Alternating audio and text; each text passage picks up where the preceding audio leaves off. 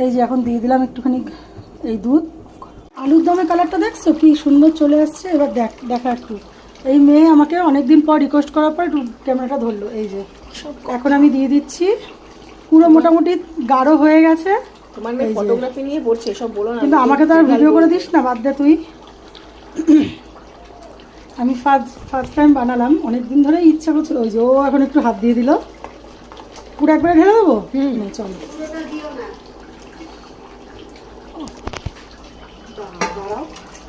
ও কি দারুণ লাগছে দেখতে, কি সুন্দর কালার এসছে। আর এবার আমি এই যে উপর থেকে এই যে ড্রাই ফ্রুটসগুলো ছড়িয়ে দিলাম, দেখতে আরও সুন্দর লাগছে, তাই না বুবুন? আরও ছড়িয়ে আছে দিয়ে দিই। এগুলো কিন্তু আমার মেয়ে কেটে দিয়েছে। আর একটু পরে যখন এটা মানে ঢাকা দিয়ে রেখে দেবো, এখন ঢাকাটা খুললেই দেখবো যে পুরো একদম গাঢ় হয়ে গেছে। এই গ্রেভিটা না একদম শুকিয়ে যাবে, আর খেতে কিন্তু সেই লাগবে। আমাকে কি দেখাচ্ছিস?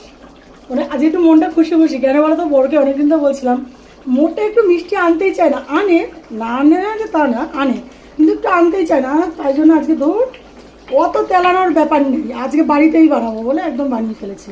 তা কেমন লাগলো বন্ধুরা এটা নিয়ে কমেন্ট করো, জানিও যে তোমরা বাড়িতে কিন্তু ট্রাই করতে পারো, একদম ইজি কিন্তু শাহি টুকরাটা বানানো।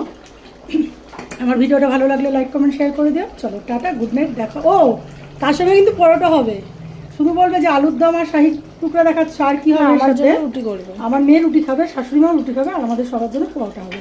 তো চলো টাটা, দেখা হবে নেক্সট ভিডিওতে। গুড নাইট, শুভরাত্রি।